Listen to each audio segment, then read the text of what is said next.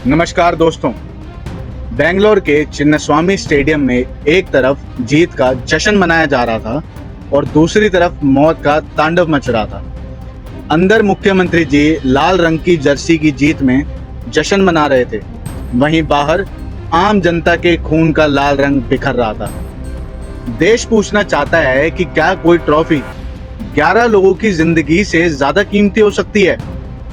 क्या कोई जीत इतनी बड़ी हो सकती है कि आम लोगों की जिंदगी की चीख पुकार इनके जीत के जश्न के आगे फीकी पड़ जाए?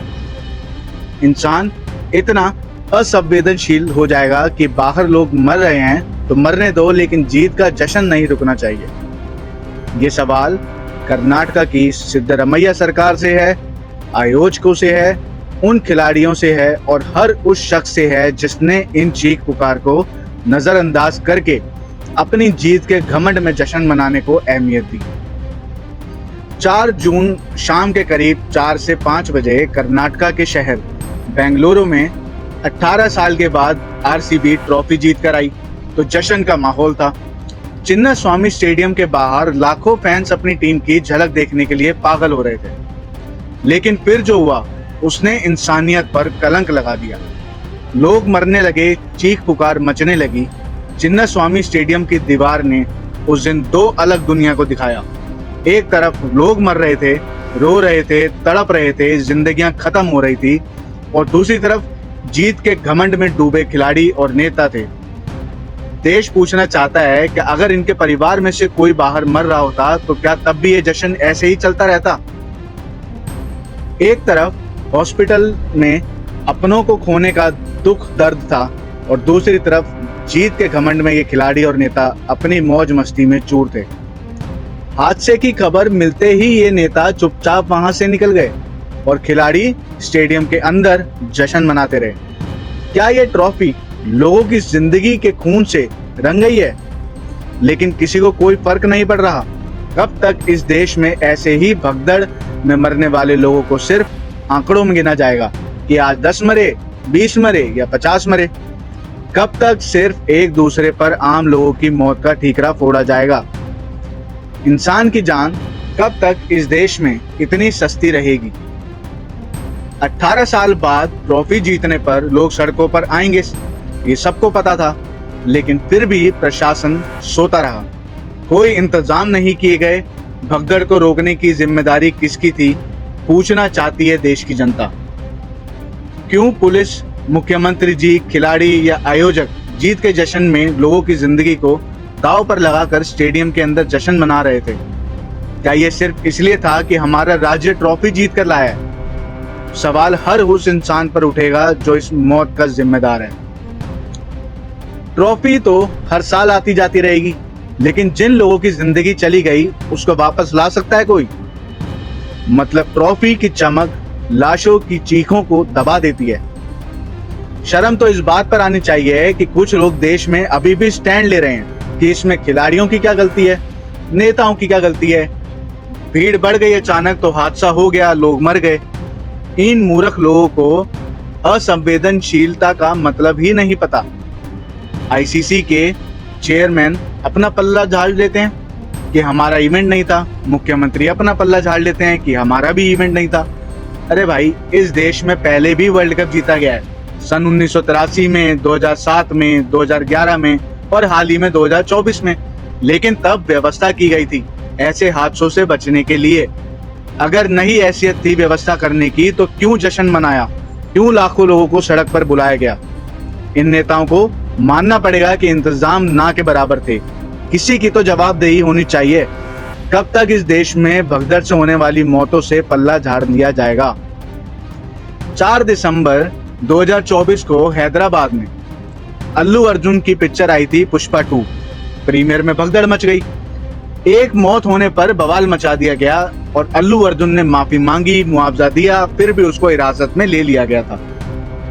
लेकिन बेंगलोर में 11 मौत हो जाती है, 25 से ज्यादा लोग घायल हो जाते हैं, लेकिन किसी की कोई जवाबदेही तय नहीं होती, क्योंकि वहां बात नेताओं की थी। जश्न मनाया जा रहा है मौतों के बाद भी। किसी का बेटा, माँ, भाई मरता है, लेकिन इन लोगों के लिए सिर्फ ये लोग आंकड़े हैं। आम इंसान की जिंदगी की कोई कीमत नहीं। बोला जा रहा है कि फैंस की गलती थी, वहां पर इकट्ठा हो गए। लेकिन देश पूछना चाहता है, क्या इस हादसे में नेता, खिलाड़ी, आयोजकों किसी की जिम्मेदारी नहीं थी? ये ट्रॉफी केवल एक राज्य की थी, ना कि पूरे देश की।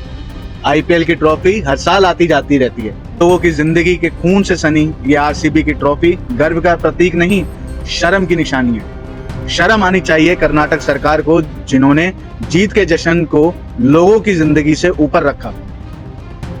एक बात आप लोग नहीं जानते तो आपको बता दें कि बेंगलोर पुलिस ने बार बार चेतावनी दी थी कि ओपन बस परेड को सुरक्षा नहीं दे सकते। उन्होंने साफ शब्दों में कहा था कि इतनी भीड़ को इतने कम समय में कंट्रोल करना नामुमकिन है। लेकिन ट्रॉफी की चमक दिखाने के लिए कर्नाटक सरकार और फ्रेंचाइजी यानी आरसीबी के मैनेजमेंट ने पुलिस पर दबाव बनाया। जब सरकार और फ्रेंचाइजी मिलकर फोटो खिंचवाने के लिए अपनी पब्लिसिटी कर रही है तो पुलिस को झुकना ही पड़ा। देश ये पूछना चाहता है कि क्या पब्लिसिटी के लिए करवाई गई परेड के नाम पर लाखों लोगों की जिंदगी को दांव पर लगा दिया गया, और जब हादसा हो गया तो सरकार बोल रही है कि इवेंट सिर्फ थोड़ी देर तक ही चला। इससे ज्यादा शर्मिंदा करने वाली सफाई कोई सरकार नहीं दे सकती। फाइनल मैच में विराट कोहली आंसू बहा रहे थे, पूरा देश उनके साथ था, उनकी भावनाओं के साथ था। लेकिन जब लोग मर रहे थे तब इन आरसीबी के खिलाड़ियों को पता नहीं था कि स्टेडियम के बाहर मौत का तांडव हो रहा है। जब स्टेडियम के अंदर मुख्यमंत्री सिद्धरमैया जी जश्न मना रहे थे तो किसी ने नहीं बताया कि बाहर लोगों की चीख पुकार मच रही है। जहां शोक मनना चाहिए था वहां जश्न मनाया जा रहा था। कर्नाटक के उप मुख्यमंत्री डीके शिव कुमार जी बोल रहे हैं कि हादसे के बाद जश्न सिर्फ थोड़ी देर ही चला। क्या इंसानियत नाम की चीज खत्म हो गई है? जब सरकार को आम लोगों की मदद करनी चाहिए थी, इनको मौत के तांडव से बचाना चाहिए था, तब ये लोग स्टेडियम के अंदर ट्रॉफी उठाकर जश्न मना रहे थे। कभी प्रयागराज में, कभी दिल्ली रेलवे स्टेशन पर और अब स्टेडियम के बाहर हमेशा भगदड़ का नाम देकर इन हादसों को टाल दिया जाता है। किसी नेता की जवाबदेही तय नहीं होती। इस बार भी अपनी कुर्सी बचाने के लिए एसीपी, डीसीपी, कमिश्नर को सस्पेंड करके सारा ठीकरा पुलिस पर फोड़ दिया गया। जिस वक्त ये हादसा हो रहा था तब मुख्यमंत्री और उप मुख्यमंत्री दोनों स्टेडियम के अंदर मजे से हाथ में ट्रॉफी लेकर फोटो खिंचवा रहे थे। तो क्या इनकी कोई जवाबदेही तय नहीं होनी चाहिए? क्या इन्होंने कुर्सी पर बैठने का हक खो दिया है? क्यों किसी भी हादसे के बाद कोई नेता जिम्मेदारी लेकर इस्तीफा नहीं देता? देश सवाल पूछना चाहता है कि क्यों पुलिस की चेतावनी को नजरअंदाज किया गया? क्यों इतनी बड़ी भीड़ के लिए कोई इंतजाम नहीं किए गए? क्यों जीत के जश्न में डूबी सरकार ने आम लोगों की जिंदगी की कोई कीमत नहीं समझी? शर्म तो इस बात की है कि हादसे के बाद भी ये जश्न मनता रहा, कार्यक्रम चलता रहा। दोस्तों, आप अपनी राय हमें कमेंट्स में जरूर बताएं और चैनल को सब्सक्राइब एंड शेयर जरूर करें ताकि हम जनता की आवाज सरकार तक पहुंचाते रहें। धन्यवाद। जय हिंद।